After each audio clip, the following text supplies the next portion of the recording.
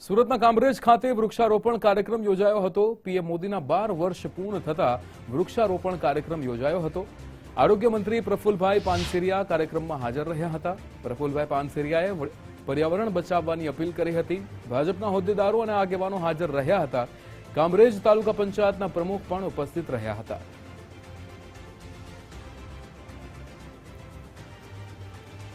અહીંયા પ્રફુલ પાનસેરિયાએ પર્યાવરણ બચાવવાની અપીલ કરી હતી। પીએમ મોદીજીના 12 વર્ષ પૂર્ણ થતા વૃક્ષારોપણનો કાર્યક્રમ સુરતના કામરેજ ખાતે યોજાયો હતો, જેમાં આરોગ્ય મંત્રી પ્રફુલભાઈ પાનસેરિયા આ કાર્યક્રમમાં હાજર રહ્યા હતા।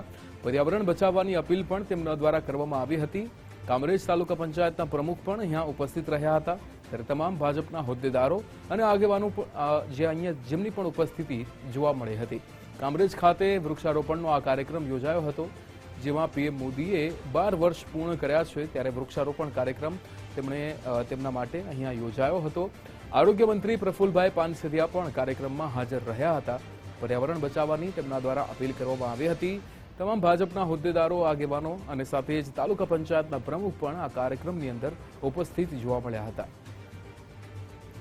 વૃક્ષારોપણ કાર્યક્રમ સુરતના કામરેજ ખાતે યોજાયો હતો, જેમાં પીએમ મોદીજીએ 12 વર્ષ પૂર્ણ કર્યા છે, ત્યારે તેમના 12 વર્ષ પૂર્ણ થવાના આરે અહીંયા વૃક્ષારોપણ કાર્યક્રમ તેમના નામે યોજાયો હતો।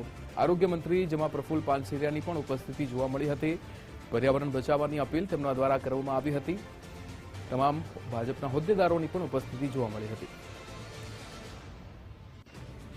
આદરણીય નરેન્દ્રભાઈ મોદી સાહેબ ના 12 વર્ષ ભારતને નવી દિશા આપવામાં જે યજ્ઞ છે, આ યજ્ઞની અંદર સેવાકીય કાર્યક્રમો રાખીને આખા ભારતની અંદર ધામધૂમથી આ પર્વ ઉજવી રહ્યા છે।